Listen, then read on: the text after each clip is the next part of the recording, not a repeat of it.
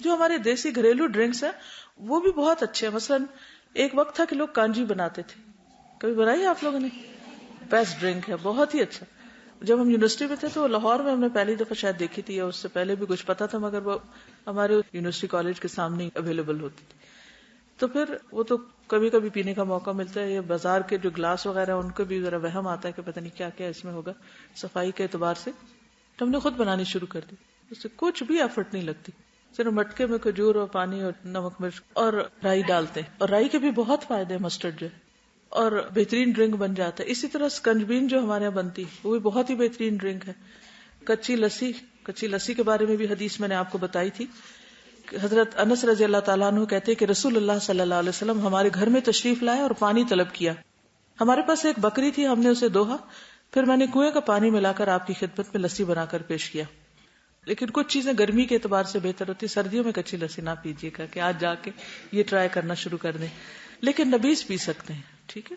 اچھا, ایسے ڈرنک کا فائدہ کیا ہوتا ہے؟ آپ کو انرجی بھی ملتی ہے اور پیاس بھی بجھتی ہے اور بھوک بھی کم لگتی ہے. پھر کھانا اور پینا دونوں اکٹھے ساتھ ہی ہو جاتے ہیں. ٹرائی کر کے دیکھیں اس کو.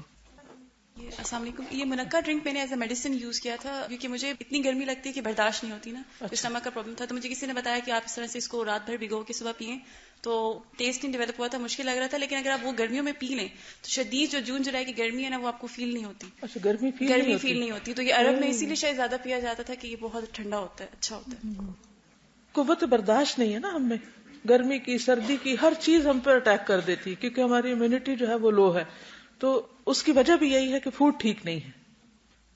منقع جو ہے, جیسے آپ لوگوں کو کھانسی ہے تو جیسے توے پہ آپ نے روٹی بنائی ہے, تو جب ذرا سا کم گرم ہوتا ہوا تو اس کے اوپر آپ منقع ڈالیں, وہ تھوڑا پھول جائے گا دوبارہ.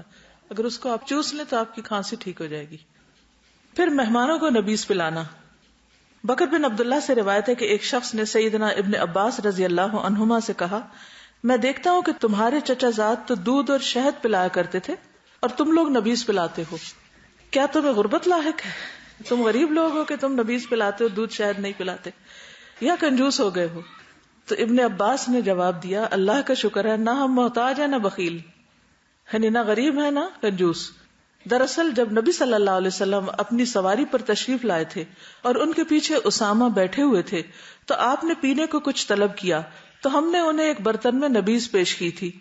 آپ نے اس میں سے پی اور جو باقی بچی وہ اسامہ نے پی لی.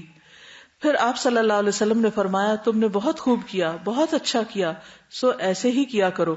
چنانچہ رسول اللہ صلی اللہ علیہ وسلم نے جو فرما دیا ہے اس کو ہم بدلنا نہیں چاہتے. یہ لوگ تھے نا جو نبی صلی اللہ علیہ وسلم سے محبت کرتے تھے. ہم جب پڑھتے ہیں تھوڑا رو دھو بھی لیتے ہیں کہ آپ سے محبت ہے, آپ کا ذکر آئے درود شریف بھی پڑھ لیتے ہیں, بعضوں کو انگوٹھے وغیرہ بھی چوم لیتے ہیں, آنکھوں کو بھی ہاتھ لگا لیتے ہیں, اپنے ہی ہاتھ اپنے اوپر. اور پھر اس کے بعد یہ ہے کہ جب عمل کی باری آتی ہے تو ہم پیپسی پینا شروع کر دیتے ہیں, رو دھو کے بعد میں پیپسی پیئیں گے. اس کی کیا وجہ؟ ایک تو یہ کہ پتہ ہی نہیں ہے نبیذ کے بارے میں. کتنے لوگوں نے ان کلاسز میں جانا ہے؟ میجورٹی نے یہی جانا ہے نا, ہم نے پڑھا تو ہمیں پتا چلا ہے. پہلی بات ہے علم نہیں ہے, دوسری بات ہے کہ علم ہے تو بنانے کی تکلیف نہیں کرتے, سستی, لاپرواہی, نیگلیجنس, کہ لیک آف موٹیویشن. کیوں کرے, یہ ہمارا تو رواج نہیں تو عربوں کا تھا.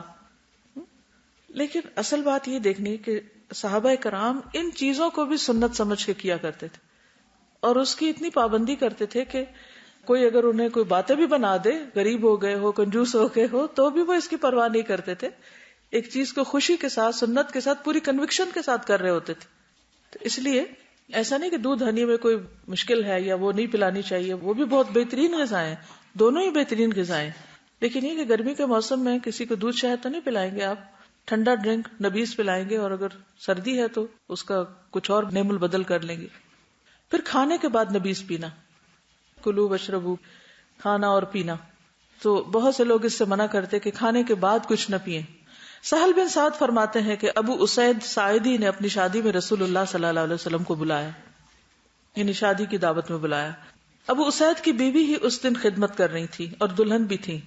ٹھیک ہے, اور یہاں تو دلہن کو بیکار کر کے بٹھا دیتے ہیں, ہلنا نہیں یہاں سے, اور بعد میں خوب خبر لیتے ہیں. سہل کہنے لگے کہ تم جانتے ہو کہ اس نے رسول اللہ صلی اللہ علیہ وسلم کو کیا پلایا تھا؟ رات کو اس نے ایک بڑے پیالے میں کچھ کھجوریں بھگو دی تھی, جب آپ صلی اللہ علیہ وسلم کھانے سے فارغ ہوئے تو اس نے وہی بھگوئی ہوئی کھجوریں آپ کو پلا دی، یعنی انہی کا ڈرنک پلا دیا آپ کو. ٹھیک.